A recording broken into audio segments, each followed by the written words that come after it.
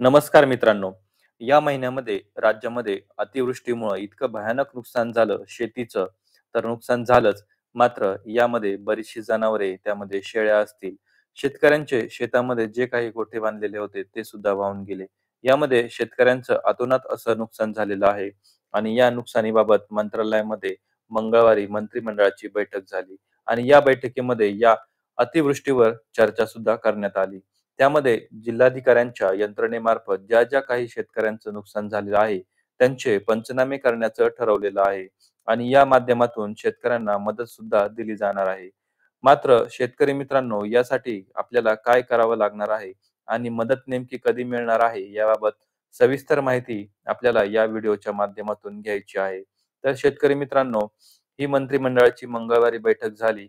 या बैठकीमध्ये सर्व पालकमंत्र्यांना सुद्धा आदेश दिलेले आहेत, की तुमच्या ज्या जिल्ह्यातील शेतकऱ्यांचं नुकसान झालेलं असेल, जिल्हाधिकारी मार्फत या शेतकऱ्यांचे पंचनामे करून घ्यायचे.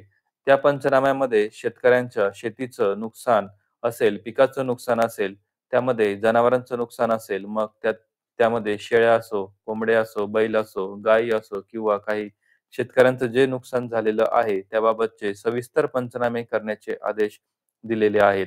आता मित्रांनो, यामध्ये नुकसान भरपाई कशी मिळणार? तर आपल्याला त्यासाठी आपले जे काही तलाठी असतील, मंडळ अधिकारी असतील किंवा महसूल विभागाचे कर्मचारी असतील, यांच्यामार्फत हे आपल्याला पंचनामे करून घेणे गरजेचं आहे. कारण आपण जर नुसती वाट बघत बसलो, की येथील अधिकारी पंचनामे करतील, तर तसं होत नाही. त्यासाठी आपण स्वतः त्यांच्याकडे फोन लावायचा, त्यांना सांगायचं आपलं जे काही नुकसान झाले, त्याचे फोटो असतील, ते फोटो काढायचे, व्हिडिओ करून ठेवायचे आणि त्या अधिकाऱ्यांना बोलवून आपण जे काही नुकसान झालेलं आहे ते सविस्तर नोंदवून त्याची नोंद घ्यायची. कारण ही नोंद घेतल्याच्या नंतरच ही नोंद मंत्रालयामार्फत जाणार आहे आणि मग त्या माध्यमातून शेतकऱ्यांना मदत सुद्धा दिली जाणार आहे. आता ही जी मदत मिळणार आहे, जर ती शेतकरी मित्रांनो डी माध्यमातून डायरेक्ट शेतकऱ्यांच्या खात्यावर नुकसान भरपाई मिळणार आहे आणि मुख्यमंत्री आणि अर्थमंत्री असलेले अजितदादा पवार यांनी तर सांगितले, की दसऱ्यापर्यंत ही मदत शेतकऱ्यांच्या खात्यामध्ये येणार आहे. कारण नुकसानच इतकंच भयानक आहे, की काही शेतकऱ्यांच्या शेतामध्ये पिकच राहिलेलं नाही. अशी परिस्थिती आहे.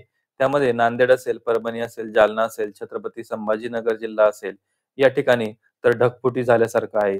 तसेच अहिल्यानगर असेल, या ठिकाणी झालेल्या वातावरण देखील झालेलं होतं आणि जालना शहरामध्ये तर इतकी भयानक परिस्थिती होती, की शहरामध्ये मोटरसायकल सुद्धा चालवता येत नव्हती. अशी परिस्थिती होती आणि या पुरामुळे शेतकऱ्यांच्या शेतीचं नुकसान झालेलं आहे. त्यामुळे आपण सर्व शेतकऱ्यांनी या पद्धतीने पंचनामे करून घ्यायचे.